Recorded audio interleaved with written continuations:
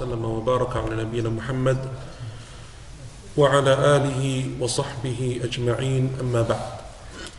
So last week we continued with Surah Al-Falaq and we did verses 2 and 3. So we did verses 2 and 3 in which Allah subhanahu wa ta'ala says من شر ما خلق ومن شر غاسق إذا وقب. And so that brings us on to, inshallah, the final two verses of this surah. And it also brings us on in verse number 4 to the first time that we are going to come across a variation in qira'ah in the Quran. So because we're starting from Surah Nas, obviously, and going in reverse order, it's the first time in the Quran where we have a major variation in qira'ah. We've had maybe some small issues come up before, but we're not really going through the rules of tajweed and so on. We're talking about variations in the words, when the word slightly changes from something to something else.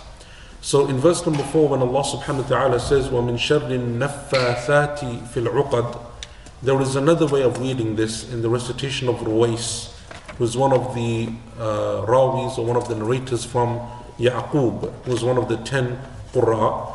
And he, in his recitation, instead of saying وَمِن شَرِّ النَّفَّاثَاتِ, he says وَمِن شَرِّ النَّافِثَاتِ, وَمِن شَرِّ النَّافِثَاتِ فِي الْعُقَدِ.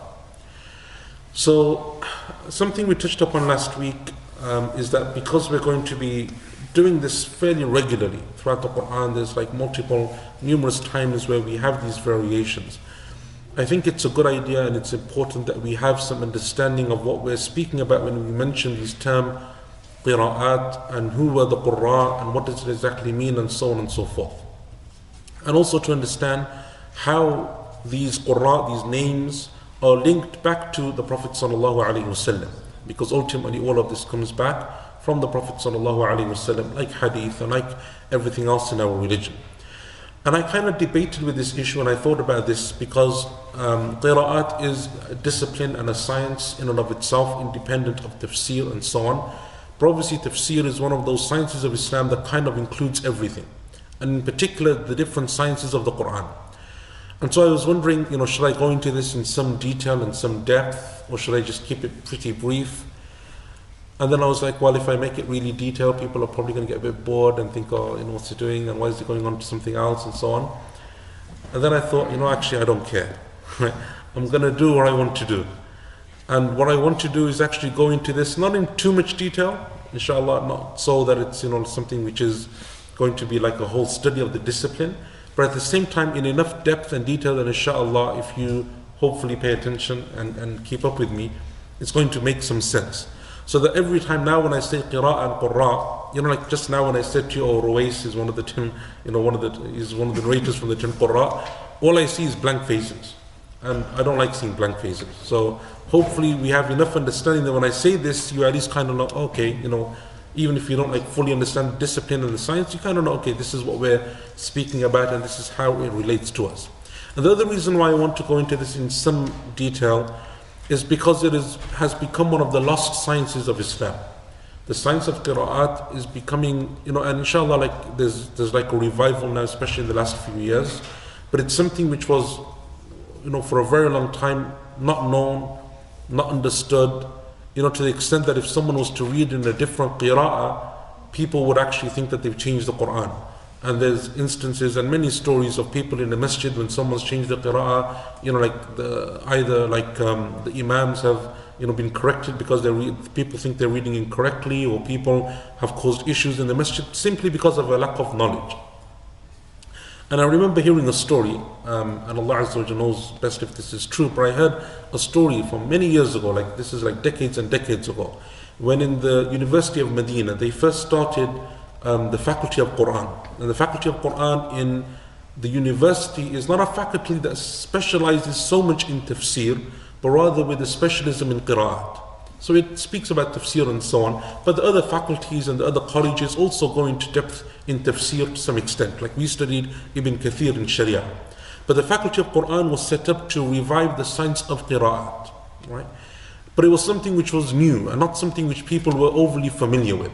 And there was a gathering of scholars in Medina and students and they were, they had a gathering, and someone was asked to read the Quran at the beginning, right? Like you often do. Let's start with the recitation of the Quran. So one of the students, who was a student of the faculty of Quran, began to recite, and he didn't recite in hafs, in the way that we would normally recite. He chose a different qira'ah, and it was one of those unknown qira'at, right? One of the ones that people don't really hear much, right? So even today, there's qira'at that we're kind of familiar with, like the qira'ah of Warsh, right? And certain qira'at that we're kind of familiar with, because even till today, people from Morocco and from other countries will recite this. So you may have come across it at some point or some time. But then there are qira'at which are obscure, rarely recited in, and they're very different. And so he chose a recitation or a qira'ah which wasn't familiar to many of the scholars. And as he was reciting, when he came across one of these variations, one of the scholars in that gathering corrected him. And the student, is kind of stuck now, right? His Shaykh has corrected him, but the Shaykh is wrong because he's correcting him in something which he doesn't understand. So the student repeated the verse and he read it again in the qira'ah. But again, the Shaykh corrected him, right? And this happened maybe 2, 3, 4 times, until one of the professors from the faculty of Quran, he spoke up and he said, "Oh Shaykh, he's not reading incorrectly, he's just reading in a different qira'ah." And then the Shaykh understood, and we didn't know, because it's not something which he specialized in. And in fact, even in many of the books of tafsir, you see there are books of tafsir that will mention the differences in qira'at, and they will point to it. And there are books of tafsir that don't really mention this either, right? And so it's something which over time has become somewhat of a lost science. So that's one of the other reasons that I wanted to speak about this in a bit more depth. The science of qira'at is basically the science of how to recite the Quran. Now most of us, I think, are familiar with the science of tajweed. Right? And tajweed is how to recite the Quran, the rules and principles that govern the pronunciation and the recitation of the Quran. But the rules of tajweed, when they speak about the rules of tajweed, they normally confine it to the qira'ah of Asim or Hafs, which is the qira'ah that we all recited. But actually there are other qira'at as well. And when you bring all of those different variations in pronunciation, in rules of recitation, in the differences between words, like we just mentioned, between naffathat and nafithat. And remember what we said, in script they are the same. Right? We said there are 3 conditions for a qira'ah to be accepted. Number 1, it has to be in accordance to the Arabic language and its grammar. Number 2, that it's authentic, it has an authentic isnad or chain of narration back to the Prophet ﷺ, and it is mutawatir. And number 3, that it's something which conforms to the script of Uthman, the Uthmani script, which is the way that Uthman radiallahu anh wrote out the Quran and sent it to the various Muslim lands. Nafithat and naffathat, the way they are written in the Quran is exactly the same. Right? In the script, it is exactly the same. So the difference, therefore, is in the vowels which were added later on. So both of these, like Maliki and Maliki, are written exactly the same way in the Quran in terms of the script, the shape of the script, right? The form of the script. It is what is called dabt, or putting on the dots and putting on the vowels. That's what changes, and that's something which is a science which came later. So this is what qira'at is. When you bring all of them together, all of these different variations, then you have what is called a qira'at. Right? And these qira'at, as we said last week, there are qira'at which are mutawatir and qira'at which are shadh. Mutawatir means that they conform to the 3 conditions that I just mentioned: Arabic language, mutawatir, and according to Uthmani script. And then there are qira'at which don't conform to all of those conditions, and they are known as the peculiar or the irregular qira'at, the qira'at shadha. Right? And we mentioned that last week when we spoke about one of the qira'ats and so on. So the qira'at, therefore, is the term that's given to all of those that collection of qira'at. How did the qira'at work? How were they formed? They all came from the Prophet ﷺ. In the time of Umar radiallahu anh, when the Muslim lands expanded and the Muslims conquered places like Sham and Iraq and Egypt and Yemen and all of those different Muslim lands, and people started to enter into the fold of Islam that weren't Arabs, that weren't proficient in the Arabic language, weren't mastering the Arabic language. When they came to recite the Quran, they found, or the companions found, that these new Muslims, these reverts in essence, were making mistakes in their recitation. They were reciting the Quran incorrectly. Just as today, There are Muslims from across the world, many of our parents, Pakistan, India, Somalia, all of these countries in the Muslim world, that today recite the Quran incorrectly because they haven't learned the rules of tajweed. Right? No one taught them how to recite the Quran. So they became Muslims, or they were born as Muslims, and they went to a teacher who taught them the way that he had been taught or she had been taught, and it passes on from generation to generation. So when Umar radiallahu anhu was faced with this issue, or his governors highlighted this issue to him from those different lands, they requested that he send out the companions who are specialists in Quran to the different Muslim lands. So Umar radiallahu anhu agreed. And he sent, for example, Abu Musa al-Ash'ari was sent to Basra, Ibn Mas'ud to Kufa, Mu'adh radiallahu anhu was sent to Palestine, Abu Darda was sent to Damascus, Ubay ibn Ka'ab radiallahu anhu was kept in Medina, and so on and so forth. All of these major companions who were experts in Quran were sent to these Muslim lands, and that's where they settled. And from them they had students who had students, and so on. And so they developed these qira'at. So for example, one of them may be according to the recitation that Ibn Mas'ud had, right? Or one of them according to the recitation of Ibn Abbas, or one of the other companions of the Prophet sallallahu alaihi wasallam. There are two figures, two people who are extremely important in the science of qira'at, right? There are many, but two that are perhaps very well known. The first of them is a scholar who passed away approximately in the year 500 and something, I don't remember, 590. And he's a scholar by the name of Imam al-Shatibi, rahimahullah, who was from Andalus, from southern Spain. And he became the scholar who took all of that knowledge and he put it into poetry form. He has a poem that is famously known as the Shatibiyya, over 1,000 verses of poetry, that all they do is speak about qira'at. That's all it does. Speaks about qira'at, 1,000 verses of poetry, just on qira'at.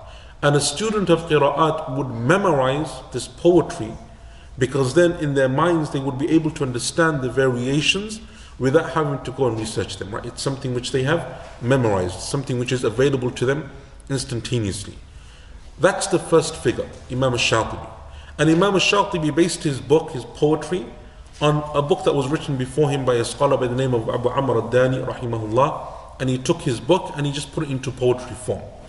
Another scholar who came maybe 200-300 years later, a scholar by the name of Ibn al-Jazari, rahimahullah, Ibn al-Jazari.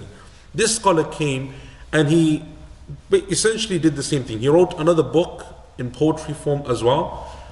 And instead of just taking Imam al-Shatibi's poem or the knowledge that he had, he gathered all of the books of qira'at and he made a poetry from all of them. So what did Imam al-Shatibi did? Imam al-Shatibi just took one book and he confined himself to that book and he wrote it into poetry. So whatever was mentioned in that original book, that's what he mentioned in poetry. Anything that wasn't mentioned, he didn't go into. What this scholar Ibn al-Jazari did is he went through all of the books of qira'at, not just that one book, multiple books. He said that I gathered 980 different ways. From the books of qira'at, 980 different narrations, different ways, and I brought them all together, those different recitations, and I made poetry from them, right? So from those 10 qira'at, he went through all of the books of qira'at that speak about variations in them and so on, all of them authentic, conforming to those conditions that we mentioned, and he gathered all of them. So this is the, this is the science of qira'at.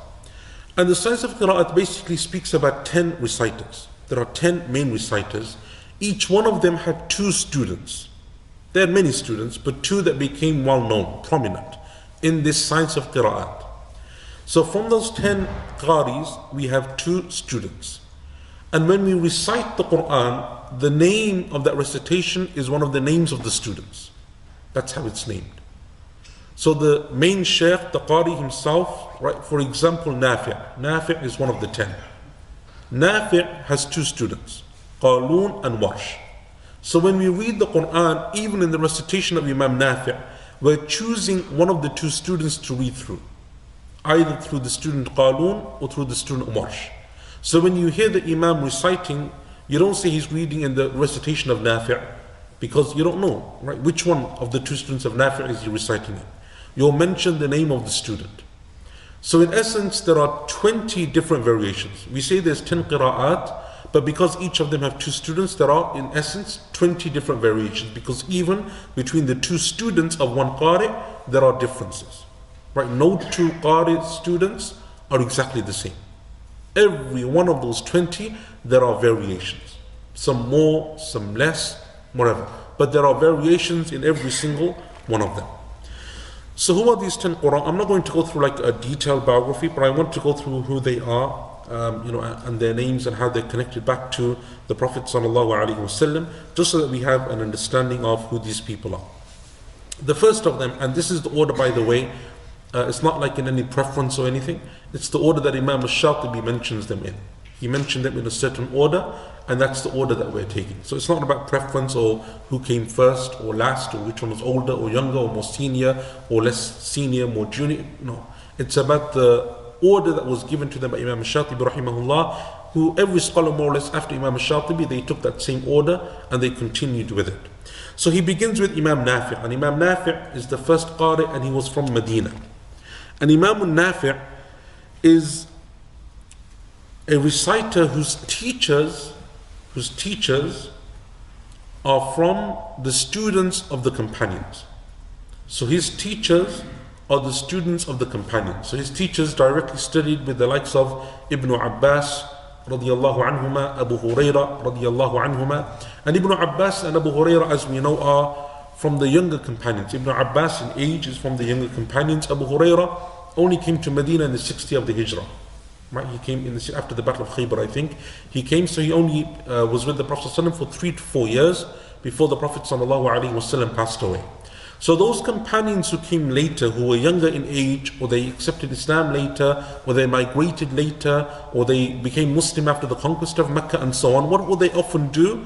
After the death of the Prophet ﷺ, they studied with the other companions who were more senior to them in qira'ah.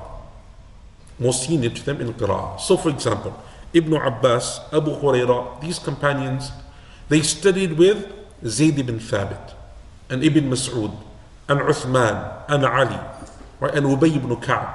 These are companions who are senior when it comes to the recitation of the Quran. They're, if you like, the figureheads, right? They're the scholars, even amongst the companions when it comes to the recitation of the Quran. So Imam al-Nafi', his teachers are from the students of the companions like Abu Huraira, Ibn Abbas, and obviously they heard from the Prophet ﷺ directly, but also they also studied with other companions who were senior to them in qira'ah, like Uthman, like Ubay, like Zayd ibn Thabit, radiyallahu anhum ajma'in. Nafi', it's not mentioned when he was born. I don't know exactly when he was born, but one of the interesting things that they say about him is that Imam al-Nafi' rahimahullah ta'ala, he lived in Medina his whole life. He said that I spent 60 years praying in the mosque of the Prophet sallallahu alaihi wasallam. 60 years I spent teaching and praying in the mosque of the Prophet sallallahu alaihi wasallam. And his students mention that he always had very good breath. His breath would smell of musk, of perfume. So one of his students asked him one day, and he said, "Oh Imam, do you wear perfume every time you come out to teach us?" Right? You perfume yourself and then you come to the masjid and teach us? And he said, "No. But I saw in a dream that the Prophet ﷺ came to me and I was reading. So he recited the Quran into my mouth. And from that time onwards, I have always found a pleasant smell emanating from me." Right? And Imam Malik rahimahullah ta'ala, the famous Imam, fiqh and hadith and so on, he said, Imam Nafi' is the Imam of qira'ah. Right? And Imam Ahmad rahimahullah was asked, which qira'ah do you prefer? He said, I prefer the qira'ah of Medina, meaning the qira'ah of Imam Nafi', and after him, the qira'ah of Asim. Right? Al-Asim is the one that we recited. Right? And Imam Nafi' rahimahullah passed away in the year 169 Hijri. 169 Hijri. So this is the Imam, right? The first Imam, Imam Nafi'. Imam Nafi' had many students, but the 2 students that are most prominent that we take qira'ah from are 2. The first of them is Qalun. And his name, and that's his nickname, his name is Isa ibn Mayna. Isa ibn Mayna is famously known as Qalun, and it's said that Qalun means good. Right? And it's like Roman or some other language because he was from a different land, and he came and migrated and so on. He was the adopted son, or the stepson rather, of Nafi'. So Qalun is the stepson of the Imam Nafi'. Right? And he was born in the year 120 in Medina, and he said that I spent 20 years studying with Imam Nafi'. And he was asked, how many times did you read the Quran from cover to Nafi'? He said, I don't know. Too many to count. I lost count, but for 20 years I spent studying with him, and he became the Imam of Qira'ah in Medina after Imam Nafi' rahimahullah passed away. He became the next Imam, and he passed away in the year 220 of the Hijrah. 220 of the Hijrah. It said that Imam Qalun was extremely quiet, would rarely talk unless he was reading the Quran or he was correcting someone's recitation of the Quran. And when someone would come and read to him, he would just look at their lips. He would watch their lips and he would correct them based upon what he saw upon their lips. Rarely would he speak. The second student of Imam Nafi', or the second narrator, is Warsh. Warsh, right? And Qalun, by the way, is still a recitation that's common in places like Libya and Algeria and so on. They still read in Qalun. Warsh is another recitation that's very popular in Morocco. Right? So if you go to Morocco, it's probably the most common recitation that you'll find. So when we pronounce the different qira'at, do we say Warsh and Nafi'? You can say Warsh and Nafi', but if you say Warsh, I mean, it's well known that it's only Warsh and Nafi'. Right? There will be some narrators who they narrate from more than one qari and will mention them. For them, you would say so and so on so and so. Just to make the student and then the teacher, or the teacher then the student? No, the student first, then the teacher. Okay. Yeah. So you can say Warsh and Nafi', and if you actually look in the Quran, like the Saudi printed one and the other ones probably, they normally say Hafs and Asim. Right? They will give you the whole thing. Right? But it's not like necessary that you have to mention that, because most people will understand what that means. So his second student is a man by the name of Warsh, whose name, and that's again another nickname, his actual name was Uthman ibn Sa'id. Right? And it said Warsh in Arabic or in some other language means someone who's fair-skinned, right? Very fair-skinned, and because he was fair-skinned, he was known as Warsh.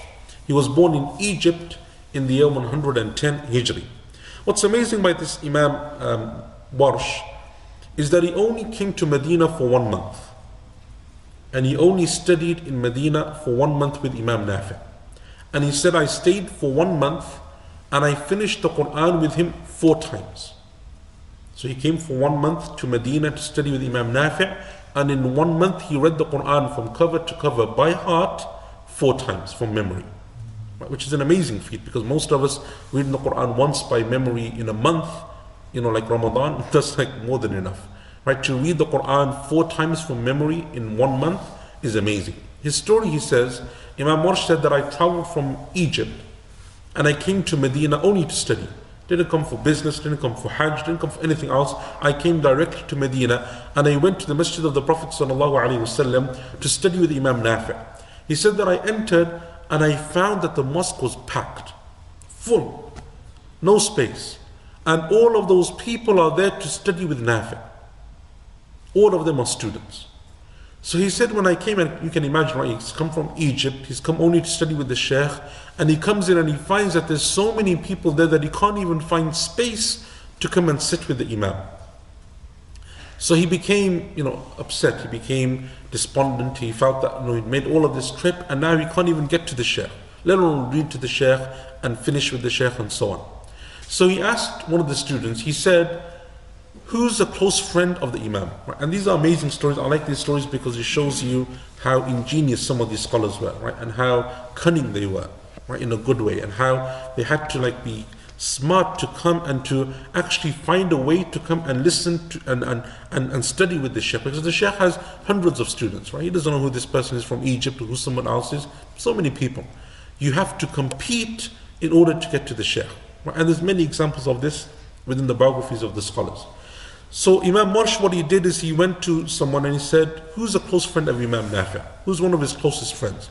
So they pointed to someone who was sitting in the masjid, not a student, and he said, that man is his friend. So he waited for him to go home, and then he said to this man, will you introduce me to him?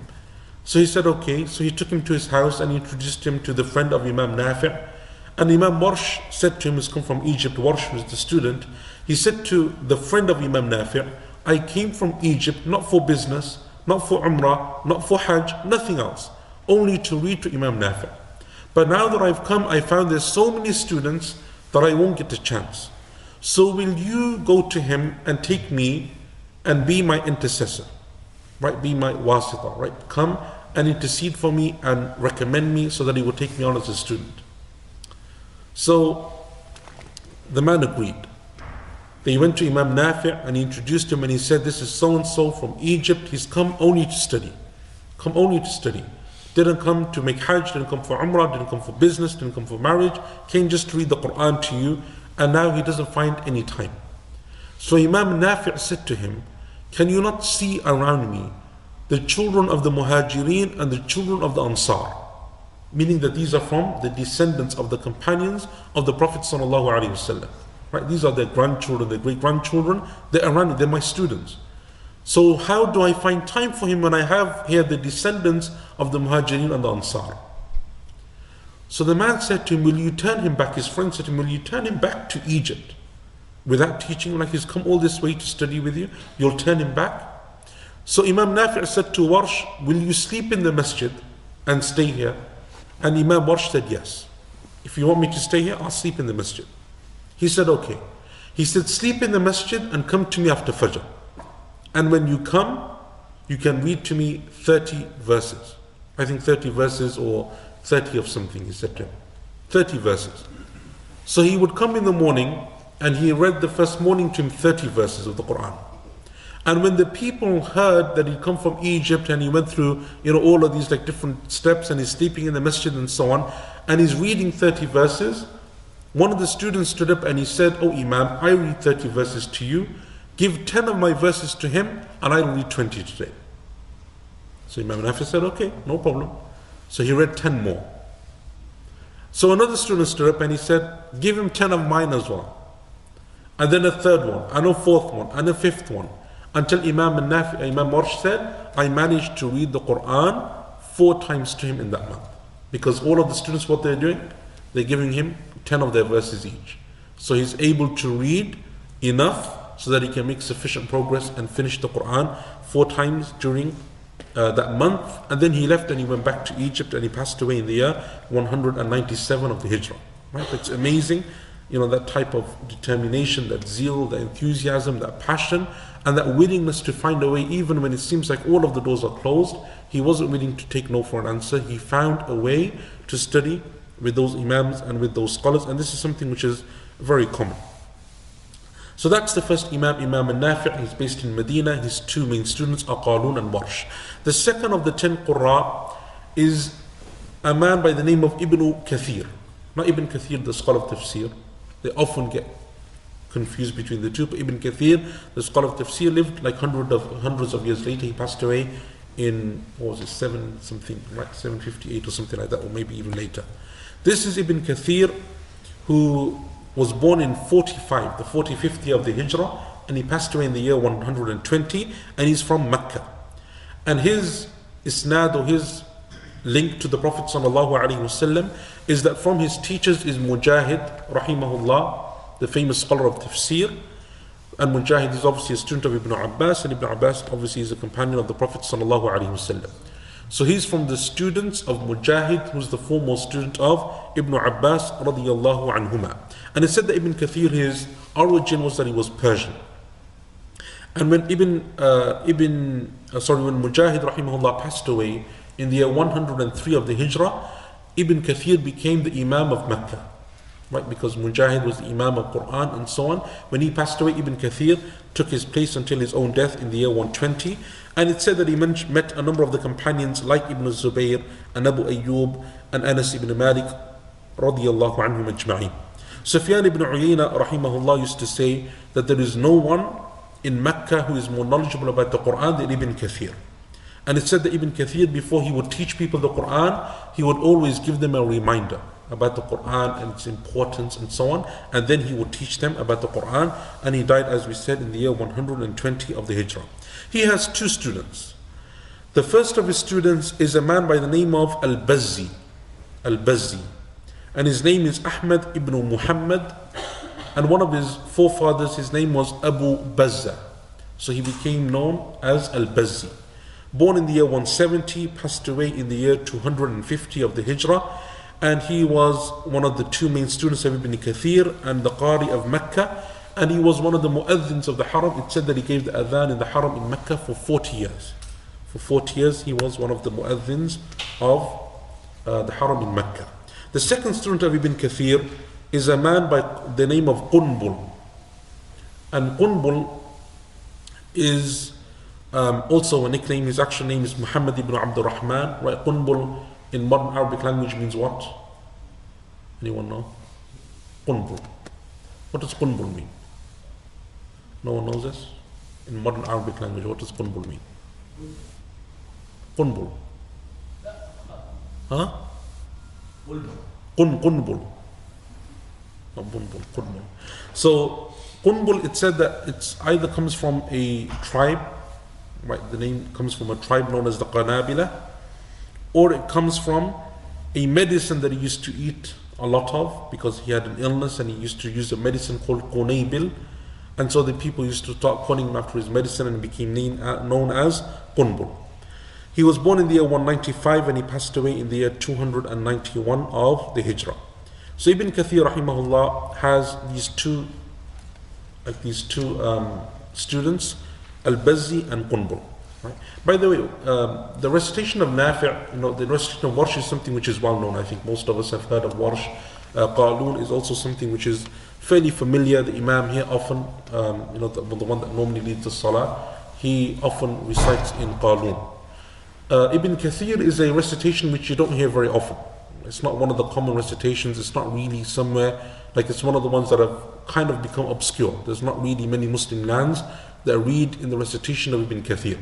But one of the things that Ibn Kathir does in his recitation, and one of the ways that you know that it's the recitation of Ibn Kathir, is that he often, when there is a meemul jam'a, the meme of to show and denote a plural, he often puts a dhamma on it. So for example, he will say, صِرَاطَ الَّذِينَ أَنْعَمْتَ عَلَيْهِمُ غَيْرِ الْمَغْضُوبِ عَلَيْهِمُ وَلَا الضَّالِينَ. He doesn't say عَلَيْهِمْ, he says عَلَيْهِمُ. Right? أَأَنْتُمُ أَشَدُّ خَلْقًا أَمِ السَّمَاءُ بَنَاهَا. Whenever there's a tum or a kum or a hum, he doesn't use it as a hum, he puts a dhamma on it. It's always a kumu, tumu, humu. Right? And that's one of the easiest ways of noticing his recitation and his qira'ah. Could you say example of the difference between Warsh and Qalun? Because I'm trying to understand from a teacher, the two students, how much would they differ? So there is a big difference between Qalun and Warsh. There is a big difference. Qalun actually has many variations within it. It is in some of its forms very similar to Hafs, not much of a difference. Whereas Warsh is well known for mudud, makes everything long, right? And so it's something which goes completely different to Qalun in the sense that he has a lot of mudud, right? So that's the one that you hear. There's always a mad, right?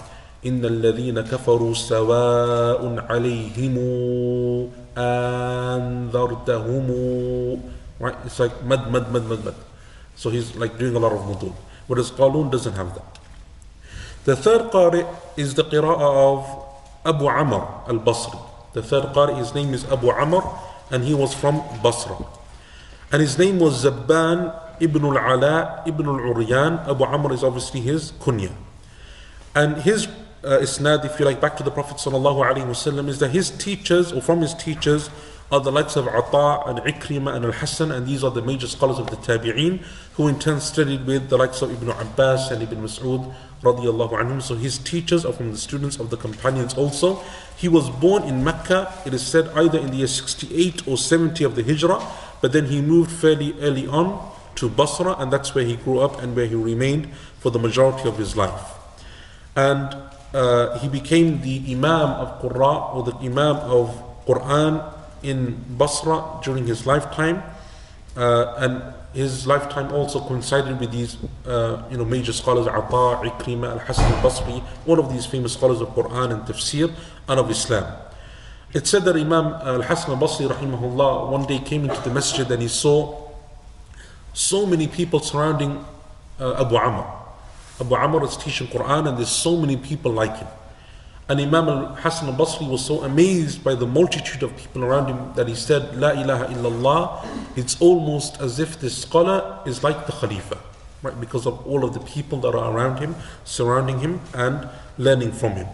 Ibn al-Jazari rahimahullah ta'ala and others, they said, or Ibn al-Jawzi as well, the scholar, the famous scholar Ibn al-Jawzi, he said that Abu Amr's recitation became prevalent during my time. So Imam Ibn al-Jawzi, I think, lived in the 6th century of Islam. He said that the recitation of Abu Amr spread in my time to Sham and Yemen and Egypt and Mecca and Medina. So like today, Hafs is like more or less all over the world. He said in my time, it was the recitation of Abu Amr al-Basri. And Abu Amr died in the year, passed away in the year 154 of the Hijrah, rahimahullah ta'ala. He had two students. The first student, or many students, but the two that are well known for qira'at, the first of them is a man by the name of Ad-Duri, whose name was Hafs ibn Umar ibn Abdul Aziz. Ad-Duri is the area that he came from in a place in Baghdad.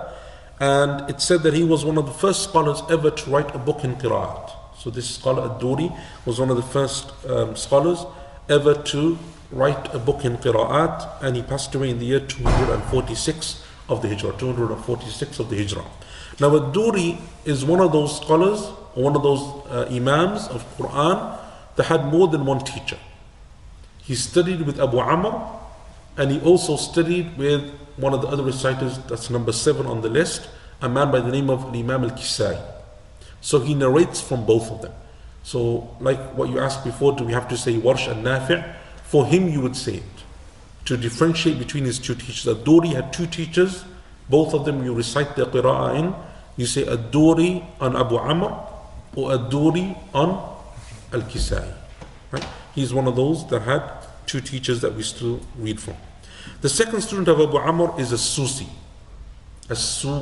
whose name was Salih ibn Ziyad ibn Abdullah, born in the year 173, passed away in the year 261 of the Hijrah. And As-Susi is the famous qira'ah, the one that you'll hear sometimes being recited. And that's the one where there's two letters that are the same in two separate words, he merges them together. Like, for example, Ar-Rahman Ar-Rahim Maliki Yawmiddin. So he doesn't say Ar-Rahman Ar-Rahim Mi Maliki.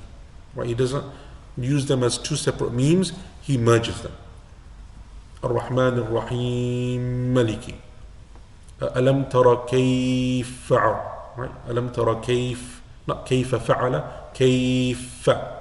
Yeah, he makes it one, he merges them.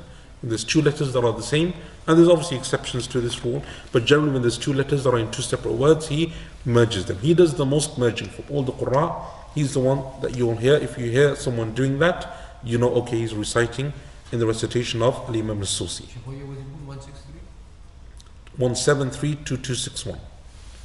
173-2261. The fourth Imam is Ibn Amir. Rahimahullah ta'ala, and he was based in Damascus. So you can see Nafi' was in Medina, Ibn Kathir is in Mecca, Abu Amr is in Basra, Ibn Amir is in Damascus. And his link back to the Prophet ﷺ is that he was from the students of the companions himself. He studied with the famous companion Abu Darda, radiyallahu anhu wa arda. And Abu Darda, as we said, is a companion who Umar sent to Damascus to teach the people. It said that Ibn Amir, there's a difference of opinion as to when he was born. Some narrations say in the 8th year of the Hijrah, some say the 21st year of the Hijrah, and so on and so forth. There is a difference of opinion, but that makes him from the Tabi'een. It said that when Abu Darda radiyallahu anh, when he came to Damascus, the way that he would teach the people is that he would go to the central mosque of Damascus, what is known as today as the Jami' al-Umawi, and he would sit there after Dhuhr. And all of the people who would come to study the Quran, he would put them into groups of 10, circles of 10. And at the head of every group, he would have one teacher. And he himself would go and sit on the minbar. So if in that group of 10, as they're reciting, they're taking it by turns, one by one, if someone made a mistake, the teacher would correct them. Right? That group of 10, the teacher corrects them. And if the teacher is unsure, or they make a mistake, they would go back to Abu Darda on the minbar and he would correct them. radiallahu anhu. And that's how Abu Darda would teach the Quran in Jami' al-Umawi. So when Abu Darda radiallahu anhu passed away, who took his place? Ibn Amir, the student. Right? From all of those different teachers, Ibn Amir was the one who took his place. And his name was Abdullah ibn Amir. That's his full name, Abdullah ibn Amir. And as we said, there's difference of opinion as to when he was born, but he passed away in Damascus in the year 118 of the Hijrah. He had two students. The first of his students is a man by the name of Hisham ibn Ammar. Hisham ibn Ammar was born in the year 153, passed away in the year 245 of the Hijrah. And he became the Imam of Damascus after Ibn Amir passed away, rahimahullah ta'ala. One of the interesting things about Hisham also is that he was a prolific narrator of hadith. So that's not always the case. Imams of Quran aren't necessarily Imams of hadith or narrators of hadith, but Hisham is one of those who was. So he's, for example, from the students of Imam Malik, and he's from the teachers of Imam al-Bukhari and Abu Dawood and Nasa'i and many of the famous scholars of hadith. There's an interesting story of Hisham when he first went to study with Imam Malik in Medina. He came to Malik and he was young in age, and he entered into the masjid of the Prophet ﷺ. And as we know, Imam Malik had many students. Right? He had many students that would come and they would study with him. And he was young in age. So when he came to Imam Malik and he said, "Oh Imam, I've come to you to study. I want to learn hadith from you." Imam Malik said, "Why are the children coming to me?" Right? Because Imam Malik had this thing that if you came to Imam Malik and you were young in age, you had to go to his students first. You would study with him, and then when they would finish with you or you'd pass from them or wherever it was, then you would go to Imam Malik and study. So he said, why has the boy come to me, right? The child come to me. So one of the students of Imam Malik understood this. He took the boy by the hand, took him outside the masjid, and he gave him a beating as well, right? Just to make sure he understood the point. So when Imam Malik rahimahullah came out, he found him crying. So, and he said, Hisham came from Damascus, by the way. He's a young lad, maybe 10, 11, 12 years old. And his father gathered his wealth so that he could go for Hajj in the company of the people that leave from Damascus and they go for Hajj, so he would have safe travel. And when he came to Medina, he came to Imam Malik, right? So he comes to Imam Malik, and Imam Malik says to him, whatever he says, and he gets beaten up outside by one of his students. And then when Imam Malik comes out, he finds him crying. So he says, "Why are you crying?" He says, "My father gathered his wealth and he paid for me to come for Hajj. And I came for one of the reasons was so that when I come to Medina, I will come to you and study hadith. But all that you did was take me out, and all that your student did was beat me." So Imam Malik rahimahullah felt sorry for him when he saw him like this. So he said to him, "I will narrate to you, how many times did he hit you?" He said 17 times. So he said, "I will narrate to you 17 hadith. For the 17 times that he struck you, I will narrate to you 17 hadith." And then he carried on studying with him, rahimahumullahu ta'ala ajma'in. The second student of Ibn Amir, so Hisham is the first, and the second one is Ibn Dhakwan. And Ibn Dhakwan and Hisham, after Ibn Amir, both of them became imams of the central mosque in Damascus, the Jami' al-Umawi, which is the main mosque in Damascus. It said that one of them was the khatib and the other one was the imam. Right? One of the students became the imam, the other one became the khatib. So Ibn Dhakwan, whose full name is Abdullah ibn Ahmad ibn Bashir ibn Dhakwan, born in the year 173 and passed away in the year 242. Abu Zur'a, who's one of the famous scholars of that time, he said that I didn't meet anyone in Iraq or in Mecca or in Medina or in Sham or in Egypt who was more knowledgeable about the recitation of the Quran than Ibn Dhakwan. The fifth of the 10 Qurra, right, we're halfway there, inshallah. The fifth of the 10 Qurra is a man by the name of Asim, born in Al-Kufa, and that's the one that we read in, the recitation of Imam Al-Asim. And his link back to the Prophet ﷺ is that his teachers are from the students of the companions. So his teachers studied with Ibn Mas'ud, Ubay ibn Ka'ab, Zayd ibn Thabit, and others. His full name is Asim ibn Bahdala ibn Abi Najud, and he passed away, I don't know when he was born, it's not mentioned, but he passed away in the year 129 of the Hijrah. One of the interesting things that I found in his biography is that it said that he was someone who was constantly praying. Someone who would always be praying. To the extent that if he went out of his house because he had to go and do something, he had a chore or he had some errand to run, and he passed by a masjid, he would stop and he would go to the masjid and he would pray. And then he would leave and he would carry on. And when people would ask him, he would say, my own issues can wait, but the salah doesn't wait. Right? He would go and he would pray. And because he was so well known from the scholars of Quran, the tabi'een, because he's from that level, that generation of the tabi'een, the students of the companions, some of the tabi'een who were some of his teachers, when they would see him, they would kiss his hand out of respect for him because of the knowledge that he had of the Quran.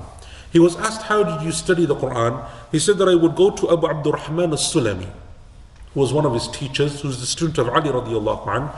He said that I would go to Abu Abdurrahman al-Sulami and I would read the Quran from him.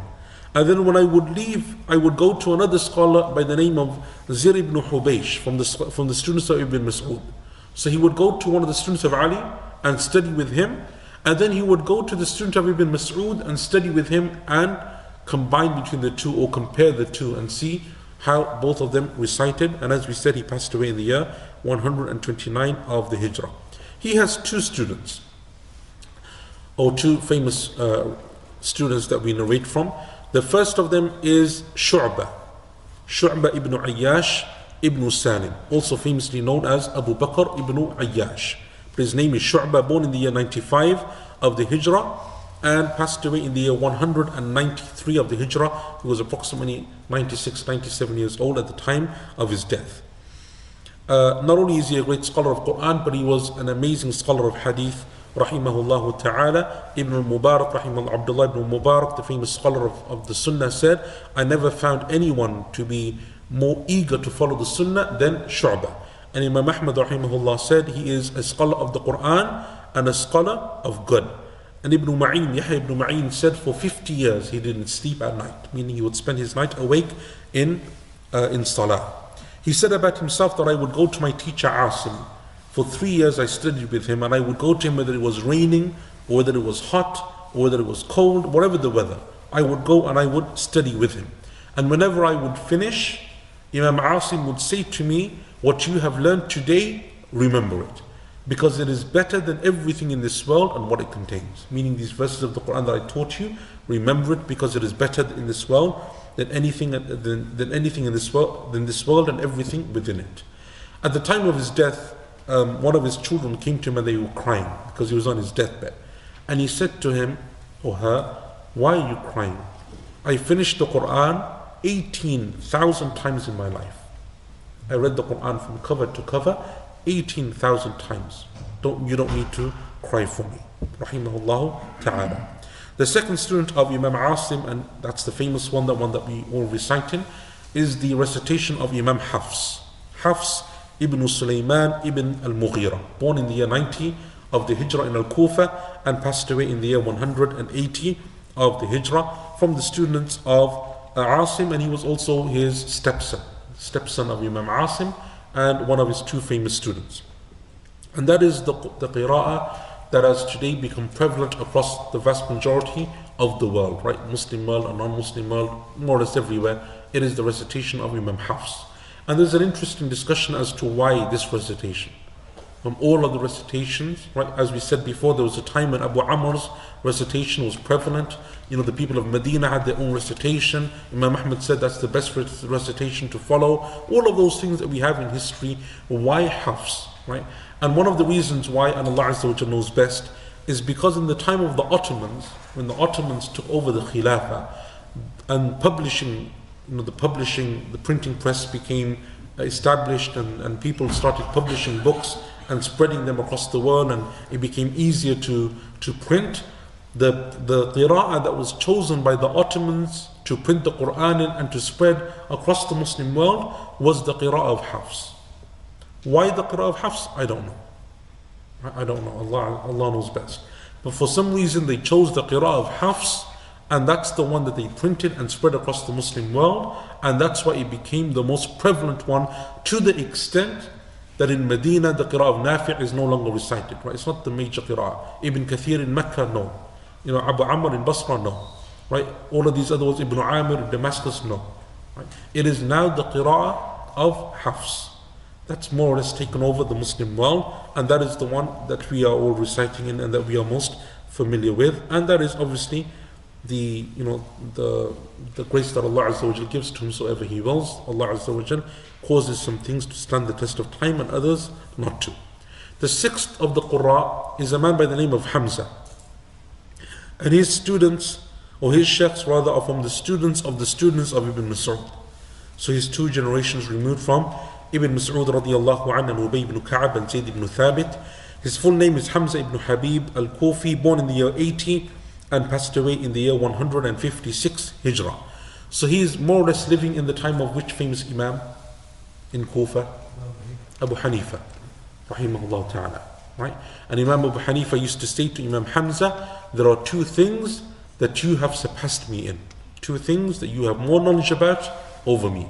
The first is Quran, meaning qira'ah, recitation, and the second is inheritance, fara'id. You have more knowledge in this than me in these 2 issues.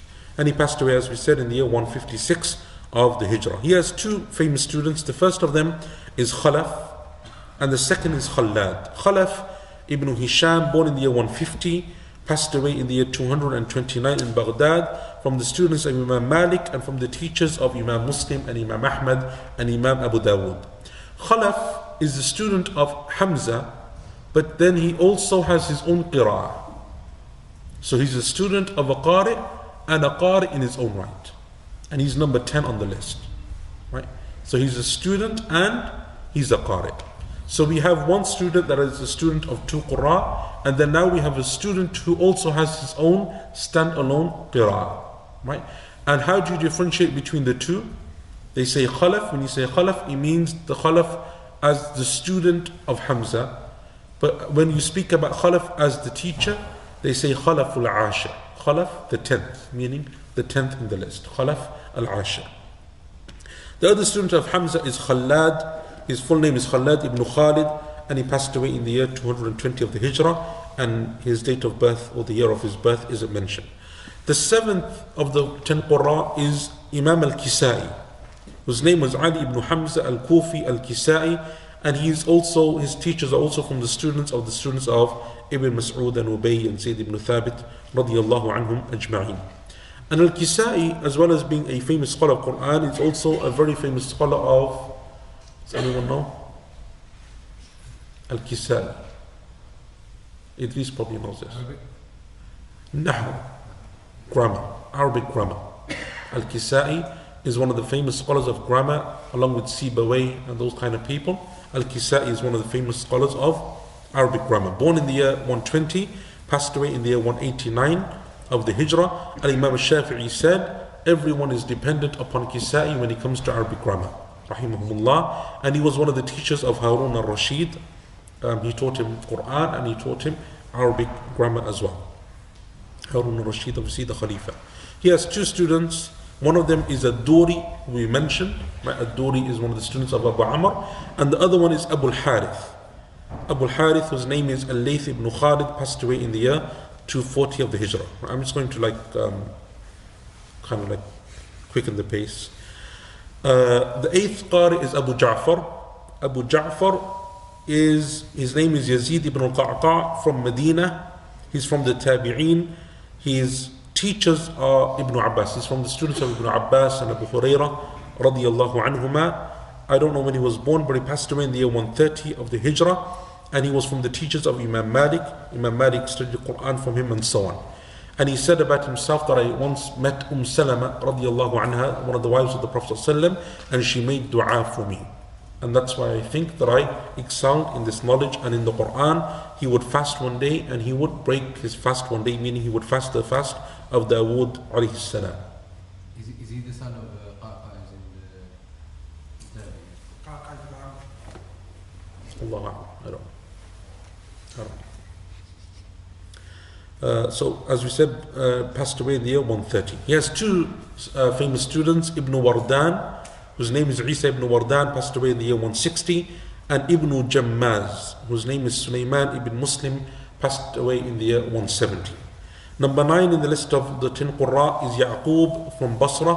His name is Ya'qub ibn Ishaq, And there's 3 generations between him and the companions of the Prophet ﷺ in terms of his recitation. He was born in the year 117, passed away in the year 205 of the Hijrah, and after Abu Amr passed away in Basra, Yaqub became the Imam of Quran in Basra. He has 2 famous students, Ruwais and Rawh. Ruwais, his name is Muhammad ibn Mutawakkil, passed away in the year 238. Rawh ibn Abdul Mu'min passed away in the year 233. And that brings us to the 10th and the final one, and that is Khalaf, who, as we said, when he's a Qari, we call him Khalaf al-Ashir. And we already mentioned his biography, so we don't need to go through him. But he has 2 famous students, Ishaq and Idris. Ishaq ibn Ibrahim passed away in the year 286, and Idris ibn Abdul Karim passed away in the year 292 of the Hijrah. Right? So those are the 10 Qurra, and their 2, like each Qari with their 2 famous narrators. So when we basically come across the Quran, and this is very common as we'll see, and we say, as we said, وَمِن شَرِّ النَّافِثَاتِ is the qira'ah of Ruwais. Ruwais is one of the 2 students of Yaqub. MashaAllah. At least Uwais was paying attention. Right? So Yaqub has 2 students. One of them was Ruwais. He, from all of the 20 that we just mentioned, the 20 variations, is the only one that reads وَمِن شَرِّ نَافِثَاتِ. Right? What is the difference between nafithat and nafathat? Anyone tell me? Singular plural. Right? So he makes it the singular. Everyone else recites in the plural. Why do they do that, and what does that mean? I think we should leave now till next week. Simply because if we start verse number 4, we'll be here for another hour. So, any questions? So I know that was like slightly on a tangent and so on, but inshallah, hopefully now we have a better understanding of this, and it's something which we can. And had we more time, I would have gone into how they all differ in recitation and so on. But this isn't really a study session on qira'at, but maybe that's something, inshallah, that we can do in a different setting next week. Yeah, I don't think so. Okay, yeah. Is there a reason why only 2 students per teacher? No, so the teachers have many students, right? Many students. These are the 2 that became famous, right? They became famous from, like Imam al-Bukhari has many students, Imam Muslim has many students, but their books were narrated by 1, 2, 3, 4, right?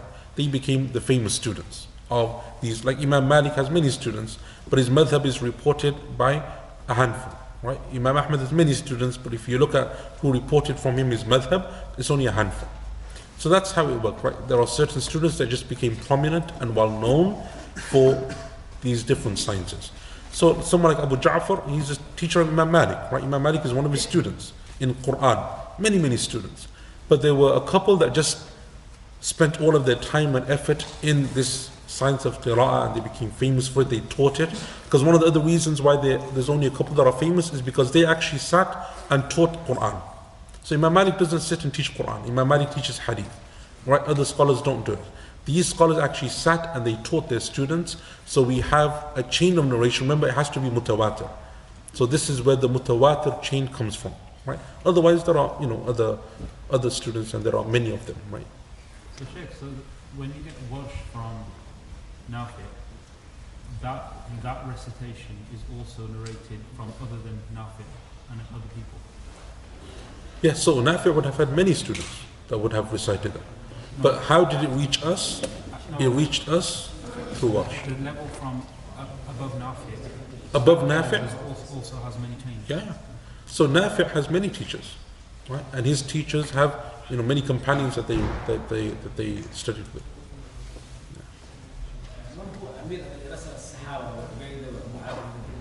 من هو ايش؟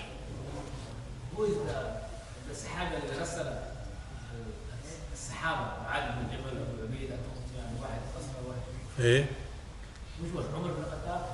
Who's the one that sent them? عمر رضي الله عنه. هو الذي أرسلهم. Any questions online? There was one which is, can you elaborate a little bit of the turuq of each student? I don't think we're going to get a chance to answer. And I think that's like going into like something which is a complete different science, and once you open that door, it becomes very but it's something which it's something inshallah which I hope. Actually, one of the things that you can all do, like if you're more interested in this, is simply on YouTube. Shaykh Abdul Rashid al-Sufi is one of the few reciters who has more or less a recitation in every single qira'ah, right? Even if it's just 20 minutes, 30 minutes. Mashallah, he's an amazing Shaykh anyway. Someone that's come to Birmingham actually a few times, I think, and so on. And inshallah, I think he comes here regularly to this masjid because they do like something in qira'at. If you type in, for example, Abdul Rashid Sufi, Warsh, Bazzi, I don't know, Hisham, wherever, you'll find a recitation of him.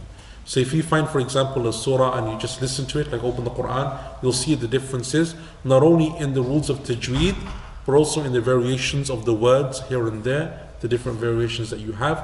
And there's also, by the way, a Quran that you can get, just one Quran, in Arabic, obviously a mushaf, that has and contains all of the variations of the 10 qira'at in the margins. So you have the page, and in the margins it tells you, actually it's not nafathat, it's nafithat and ruwais, this here, this there, and so on. Right? That's if you want to. And it's available as a PDF, so you don't have to buy it. Yeah. So would the Prophet ﷺ would have recited each of these citations? Yeah, so the Prophet ﷺ would recite in all of them.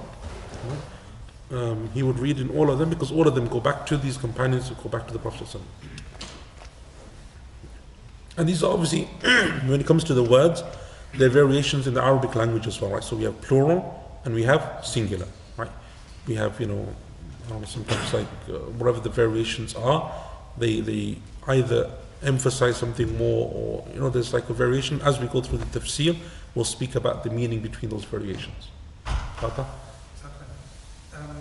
Like you just said, that's one explanation. Obviously, Prophet used to recite them as well, but there's different recitations that give names to different imams, like you mentioned to us, you told us about all of them. But some of these words, not just grammatically, but they actually change the total meaning, like Maliki, Maliki. Yeah. It totally changes the meaning of the word. So, It doesn't totally change, they complement each other. So Malik and Malik, king and owner, complement each other. Right? And we mentioned this in Surah Nas when he spoke about why in Fatiha can you read it both ways, but in Surah Nas you can only say Malik in Nas. Right? And then, because there's a complementary form in Fatiha that doesn't exist in the meaning of Surah An-Nas. So yes, there are changes, but remember, because the Uthmani script has to be conformed to, the variation is limited. Right? It's limited in how much you can change it.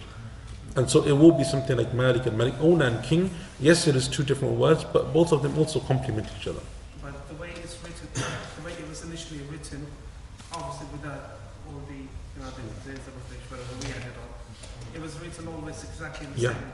So from the sciences of Quran, and again, these are the sciences that have become lost over time. Very few people study and learn these sciences. One of those sciences is called ilm al-rasm. Rasm means script, the science of the script. The scholars of the past, the Salaf, have books on this, telling you how you're allowed to read or write the script of the Quran. There are books on the script of the Quran. Our religion is amazing.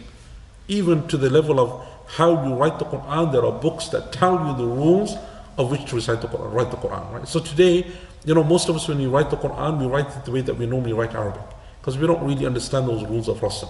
Right? And that's okay. I think, inshallah, that's not something which is haram like that, because we're not writing it for Quran or Qira'ah. But actually, when you're writing the Quran as the Quran, there are rules. Right? And it's called Rasm. Rasm means the form and the script. So Maliki and Maliki in the Quran, if you were to get the Quran now, and I don't have a PowerPoint to show you this, but I think most of us have memorized that page, it is written exactly the same way. In a Quran that is printed in Warsh, has the script of Warsh, you'll have a Fatha on top. But in Hafs, what do they put on top? The small alif. To show you Maliki and Maliki. The form hasn't changed. The script is the same. The second science, which again is another lost science, is called ilm al-dabt. Ilm al-dabt is the science of vowels and tashkil. That's the one that tells you, here you can do this or that. Right? Here you can do whatever this, right? So for example, when Allah Azza wa Jalla says in Surah At-Tawbah, إِنَّ اللَّهَ اشْتَرَى مِنَ الْمُؤْمِنِينَ أَنفُسَهُمْ وَأَمْوَالَهُمْ بِأَنَّ لَهُمُ الْجَنَّةِ Allah has bought from the believers their wealth and their souls, and in return given them Jannah. يُقَاتِلُونَ فِي سَبِيلِ اللَّهِ They fight in the path of Allah. فَيَقْتُلُونَ وَيُقْتَلُونَ They are killed and they kill. In the other recitation, فَيُقْتَلُونَ وَيَقْتُلُونَ They are killed and they kill. Switches it around. Ilm al-Dabt tells you can do this and you can do that. Right? And it's taken from Quran. Obviously all of these sciences complement each other. But again, this is a whole different thing. Like I would really like to do like an Ilm night on this or something. But I think only like me and 3 people would attend. Everyone else would be like, whoa, why are we doing this? Right, yeah. If I go to clarify, so are we saying that Nafi', so from the Prophet he recited in all 20 variants, and then So remember, Nafi' is not the first person. He's not the inventor of the qira'ah. He's the one who became famous for the qira'ah. Like Imam al-Bukhari didn't invent the hadith, just famous as the one who, and there's many scholars before him who narrated hadith and recorded hadith. They just weren't as famous. And then from the Sahaba, like Nafi' would recite in 2 main ways. At least one of his students became famous for one of them. No, so remember, because Nafi' has taken from so many companions, so many scholars, when he's reading to his students, he's also giving them those variations, right? So Qalun has taken one of those variations, Warsh has taken... Has he only taken one, or did he Or maybe like a couple of them. Yeah, maybe, but that's the one that's like he's known by you. So when as we said, Ibn Jazari came and he said, I gathered 980 different ways, right? So for example, like this is going to start getting technical now. But if, for example, in Hafs, right, Hafs, every time there's a mad, if you read according to Imam al-Shatibi's version, every time there's a mad, you have to make the mad. You don't have a choice. You have to make the mad. Imam Ibn Jazari, because he gathered so many different variations, said, no, actually, Imam Hafs also has a way that in some mads you can make it short. Right? Some mads you can't, but some mads you can. So, like, and often now that's what people do, right? When they're reading, they make certain mads short, even though it's written in the script, it's written with a mad. Right? In the Quran, in the Mus'haf of Medina, it's written with a mad. But it's an optional mad. Right? You have the Jaiz, Mufassir, and all of that stuff. Why the difference? Imam al-Shatibi's recitation, you don't have a choice. But in Imam Ibn Jazari, because he gathered more variant like kind of chains and so on, he said you can, right? And that's like where it starts becoming a science, and that's why people have dedicated their lives to it, and there's faculties about this, because it starts to become obviously more in depth and more technical. And Allah knows best. Anyone else? That enough of qira'at for today? Jazakumullah khairan. Okay, inshallah. Sallallahu alayhi wa Muhammad wa ala alihi wa sahbihi ajma'in. Yeah, so if everyone can just give me 1 minute, we're just going to log off, and then I have an announcement for all of you here.